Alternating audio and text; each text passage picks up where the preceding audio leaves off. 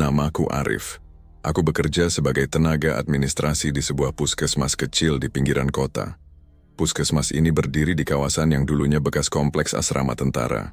Bangunannya sudah tua, catnya mengelupas, dan bau lembab seringkali menyambut siapapun yang masuk. Tapi entah kenapa tempat ini tetap ramai dikunjungi warga. Aku biasa pulang sekitar pukul 5 sore, tapi malam itu aku harus lembur karena sistem komputer sedang error, dan aku harus mencetak laporan bulanan. Ketika waktu menunjukkan pukul 7:30, 8 malam, hanya tinggal aku dan Pak Heri, petugas keamanan, yang masih ada di puskesmas. Aku patroli dulu, Rif. Kalau mau pulang, kunci pintu depan ya, kata Pak Heri sambil membawa senter kecilnya. Aku mengangguk. Ruangan tempatku bekerja berada di sisi kiri gedung, dekat dengan ruang penyimpanan obat. Sejak Pak Heri pergi, suasana jadi sangat sunyi. Hanya suara kipas angin tua yang berderit pelan menemani. Seketika, layar monitor di hadapanku berkedip, lalu mati. Ah, sial, gerutuku. Aku berdiri memeriksa kabel di bawah meja, namun sebelum aku sempat menyentuh apapun, terdengar suara ketukan. Tok, tok, tok. Awalnya aku pikir itu Pak Heri, tapi ketukannya datang dari arah belakang. Aneh. Di belakang ruanganku hanya ada lorong sempit yang biasanya ditutup karena langsung mengarah ke gudang lama yang sudah tak terpakai. Dengan perasaan ragu, aku membuka pintu belakang. Lorong itu gelap dan panjang. Bau lembab langsung menyeruak. Tidak ada siapapun. Tapi saat aku hendak menutup pintu kembali, mataku menangkap secarik kertas tergeletak di lantai lorong. Aku mengambilnya. Surat. Lipatannya rapi, seperti baru. Aku membukanya perlahan. Maafkan aku, dia masih di sini. Itu saja isi suratnya. Tidak ada nama, tidak ada tanggal.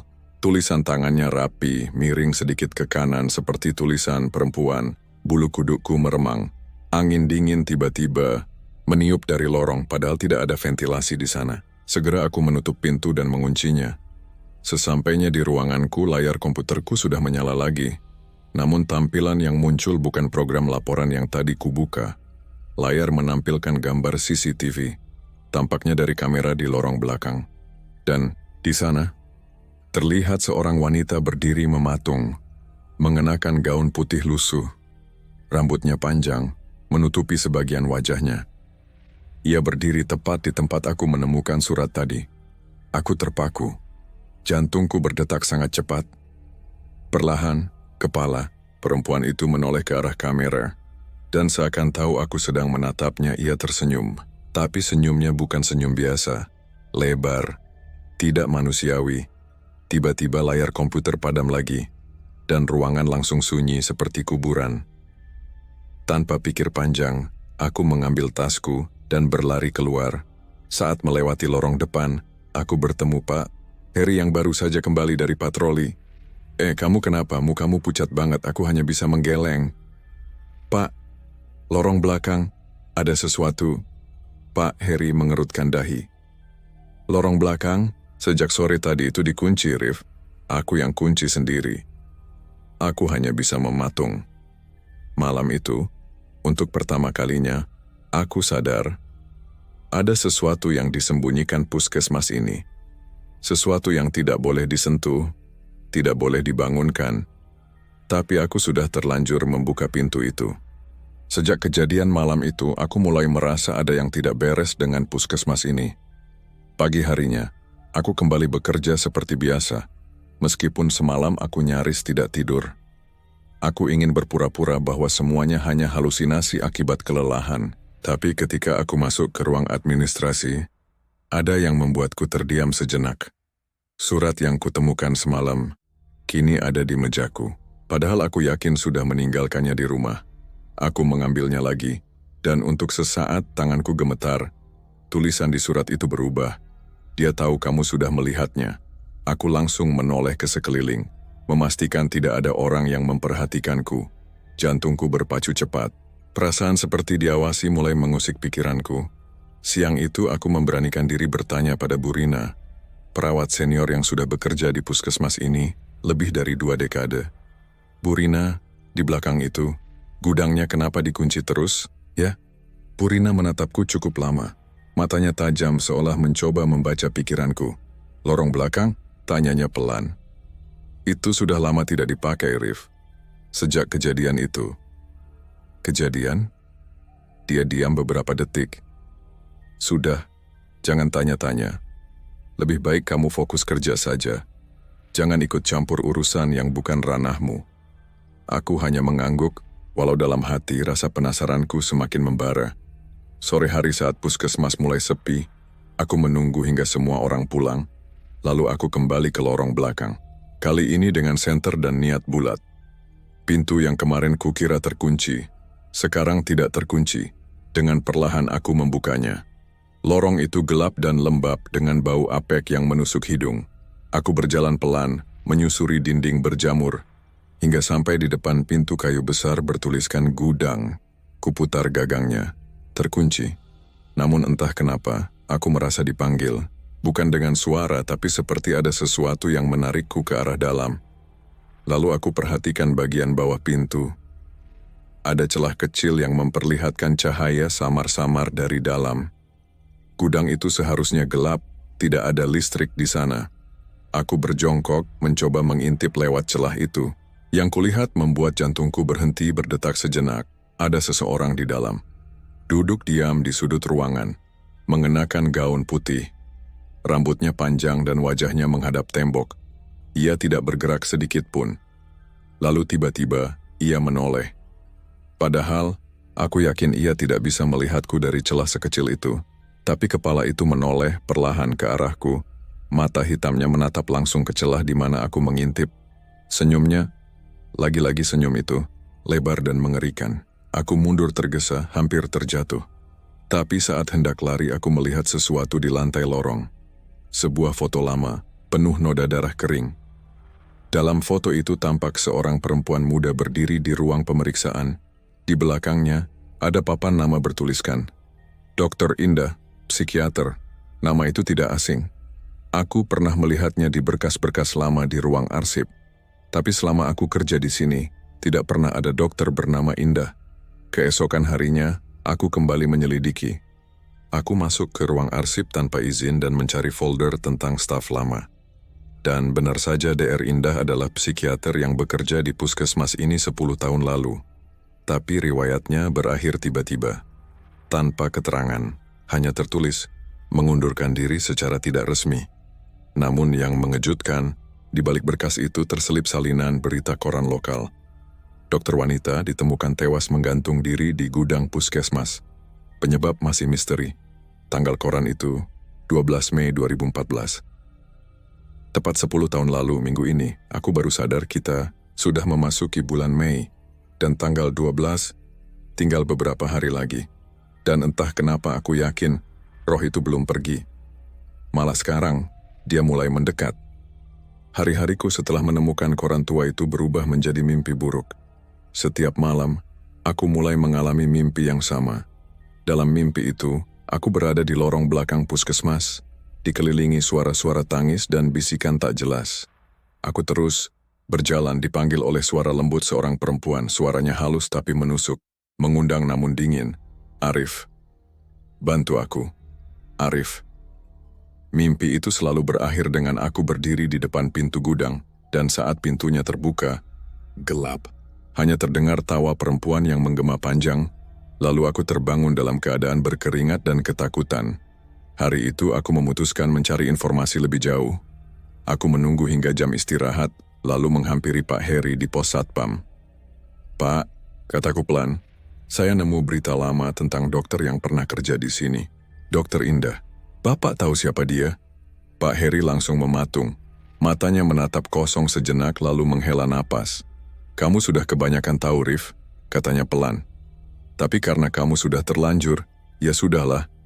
Ia duduk, menggulung lengan bajunya, dan mulai bercerita. Dulu, sekitar 10 tahun lalu, Dokter Indah itu memang kerja di sini. Cantik, muda, tapi suka menyendiri. Dia dokter jiwa, psikiater. Banyak pasien gangguan mental yang datang ke sini. Katanya bisa sembuh karena dia. Tapi lama-lama, pasien-pasien itu mulai berubah. Beberapa jadi makin parah, beberapa malah hilang. Ada yang bilang Dokter Indah bukan sekadar ngobatin, tapi juga narik mereka masuk ke pikirannya. Aku menelan ludah. Suatu malam, kami temukan dia, gantung diri di gudang. Tapi yang aneh, sebelum kejadian itu, CCTV sempat menangkap dia bicara sendiri di ruang 4. Tapi waktu dicek ruang 4 kosong, tidak ada siapa-siapa, cuma dia. Setelah dia meninggal, banyak kejadian aneh. Akhirnya ruang 4 ditutup dan gudang dikunci permanen. Tapi sejak kamu buka itu lagi, Pak Heri memandangku tajam. Kamu sudah memanggil dia kembali. Aku tak bisa bicara apapun. Hari itu aku pulang lebih awal. Tapi sesampainya di rumah, kejadian aneh kembali terjadi. Handphoneku tiba-tiba berbunyi. Nomor tak dikenal. Ruang 4. Sekarang, suara di seberang terdengar datar, dingin dan jelas suara perempuan. Aku menutup telepon, panik. Tapi telepon itu kembali berdering. Kali ini bukan suara perempuan, tapi suara erangan. Seolah seseorang sedang sekarat. Aku lempar ponsel itu ke sofa. Malam itu aku tidak bisa tidur. Sekitar pukul 2 pagi, listrik di rumah padam mendadak. Dan dari balik jendela, aku melihat sesuatu yang membuatku hampir pingsan. Wanita itu, ia berdiri diam di depan gerbang rumahku. Rambut panjang menutupi wajahnya. Gaun putihnya lusuh dan kotor. Dan perlahan, ia mengangkat tangannya, menunjuk langsung ke arahku. Keesokan harinya aku memutuskan kembali ke puskesmas, meski hari libur. Aku ingin memastikan satu hal. Ruangan itu berada di sayap kanan bangunan. Jarang digunakan karena katanya sudah bocor, tapi pintunya masih ada. Dan terkunci. Aku mencoba mendorongnya, namun tak bergerak. Tapi kemudian, dari dalam, terdengar suara kursi diseret. Jantungku berdetak semakin cepat. Lalu suara itu berubah menjadi tangisan. Tangisan perempuan. Lirih, penuh luka. Aku panik. Mau lari tapi kakiku seperti terpaku. Pintu itu terbuka sendiri. Ruangan itu gelap. Hanya terlihat bayangan-bayangan peralatan medis tua. Di tengah ruangan duduk seorang perempuan. Ia mengangkat kepalanya perlahan dan tersenyum. Akhirnya kamu datang, Arif. Dan saat aku hendak berbalik lari, pintu ruang 4 menutup dengan keras di belakangku. Gelap. Dan di dalam ruangan itu, aku tidak sendiri. Pintu ruang 4 tertutup rapat. Gelap, sunyi. Tapi aku tahu, aku tidak sendiri di ruangan itu. Tanganku meraba-raba dinding, mencari saklar. Tapi ketika ku ketuk beberapa kali, tak ada reaksi. Lalu, dari sudut ruangan, terdengar bunyi langkah pelan, seperti seseorang berjalan tanpa alas kaki di lantai dingin. Arif, suara itu terdengar seperti bisikan langsung ke telingaku. Aku memutar tubuhku, tapi tidak ada siapa-siapa. Tiba-tiba lampu ruangan menyala sendiri. Cahaya kuning redup menyinari ruangan yang sudah lama tak digunakan. Debu tebal menempel di meja pemeriksaan. Di salah satu kursi duduk perempuan itu, Dokter Indah. Tapi wajahnya sekarang berbeda. Tidak pucat seperti hantu. Ia tampak hidup. Aku harus menunjukkan sesuatu, katanya pelan. Sesuatu yang tidak mereka mau kamu tahu. Tangannya menunjuk ke laci meja. Dengan langkah gemetar, aku menghampiri meja itu dan menarik lacinya. Di dalamnya ada buku catatan usang dengan sampul coklat. Bertuliskan, rekam konsultasi Dr. Indah W. Aku membuka halaman pertamanya. Tulisan tangan rapi berisi nama-nama pasien, diagnosa dan penanganan. Namun di halaman ke-13 tulisannya berubah. Ada nama pasien, Nadia S., umur 17 tahun. Keluhannya, sering melihat bayangan dan mendengar suara dari lorong belakang. Tindak lanjut, observasi dan terapi sugesti di ruang 4. Namun di bawah itu, ada catatan tambahan berbeda warna tintanya. Pasien menunjukkan perubahan ekstrem, berbicara dalam bahasa tidak dikenal, menyebut lorong tempat jiwa hilang, memohon agar pintu tak dibuka lagi. Malam setelah sesi ketiga, Nadia menghilang. Tidak ditemukan hingga kini. Aku membalik halaman cepat. Di halaman belakang, banyak catatan kecil seperti ditulis dengan tergesa. Dia bukan pasien. Dia penunggu. Nadia bukan Nadia lagi. Ruang 4 adalah pintu. Dan aku sudah membukanya terlalu lebar. Kalau kamu membaca ini, jangan percaya suara yang memanggilmu. Saat aku menutup buku itu, Dr. Indah berdiri dari kursinya. Tapi sekarang wajahnya mulai berubah. Kulitnya mengelupas, matanya menghitam, dan senyum itu kembali muncul, lebar dan mencekam. Terima kasih sudah datang, Arif, tapi sekarang kamu harus tetap di sini, menemani mereka yang belum selesai. Lampu ruangan padam lagi. Dalam kegelapan, aku mendengar suara-suara. Bukan hanya satu, tapi banyak. Tangisan, rintihan, tawa kecil anak-anak, dan bisikan dalam bahasa yang tak ku mengerti. Aku mencoba membuka pintu ruang 4, terkunci, lalu terdengar ketukan dari dalam dinding. Tok, tok, tok dari arah belakang rak buku. Aku mendorong rak itu dan menemukan lubang kecil di dinding, seperti pintu rahasia. Dengan panik aku masuk ke dalamnya. Gelap, pengap, dan lorong itu sempit. Tapi aku terus merangkak hingga sampai ke ujung. Ketika aku membuka pintu di ujung lorong, itu aku keluar. Di gudang belakang, aku terengah-engah. Mataku mencari jalan keluar, tapi tepat di tengah gudang aku melihat benda tergantung. Bukan benda. Seseorang, tubuh perempuan yang tergantung dengan leher menjulur panjang dan wajah membiru. Gaun putihnya robek dan di bawahnya terdapat lingkaran, aneh dari kapur seperti simbol ritual. Simbol itu sama seperti yang ada di salah satu halaman catatan tadi. Tubuh itu adalah Dr. Indah. Tapi kalau begitu, siapa yang menemuiku di ruang 4? Tiba-tiba lampu gudang menyala, dan suara langkah terdengar dari belakangku. Cepat, kasar, seperti orang berlari. Aku tidak berani menoleh, tapi kemudian seseorang menyentuh bahuku. Ketika aku menoleh, wajah perempuan itu hanya sejengkal dariku. Nadia, matanya hitam, pupus, bibirnya bergerak tanpa suara, lalu dia berbisik. 12 Mei, pintu akan terbuka sepenuhnya. Kau sudah bagian dari kami sekarang. Dan kemudian semuanya gelap. Aku terbangun di ruang administrasi, masih berpakaian lengkap, seperti tidak pernah pergi kemana-mana. Tapi di tanganku masih tergenggam catatan itu.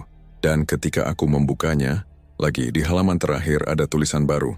Tulisan tangan milikku sendiri. Aku sudah melihatnya, aku sudah di dalam. Hari ini tanggal 12 Mei, hari yang disebut Nadia. Hari ketika pintu akan terbuka sepenuhnya. Aku datang ke puskesmas dengan tubuh gemetar.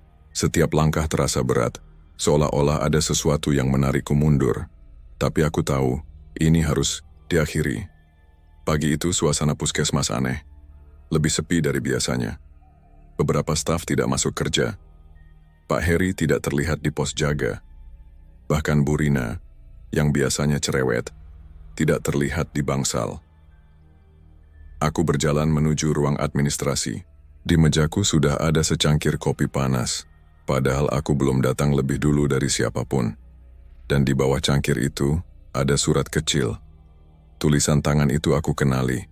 Selesai atau kau akan ikut bersama kami. Tanpa pikir panjang, aku mengambil buku catatan Dr. Indah dan langsung menuju lorong belakang. Kali ini lorong itu terasa lebih panjang.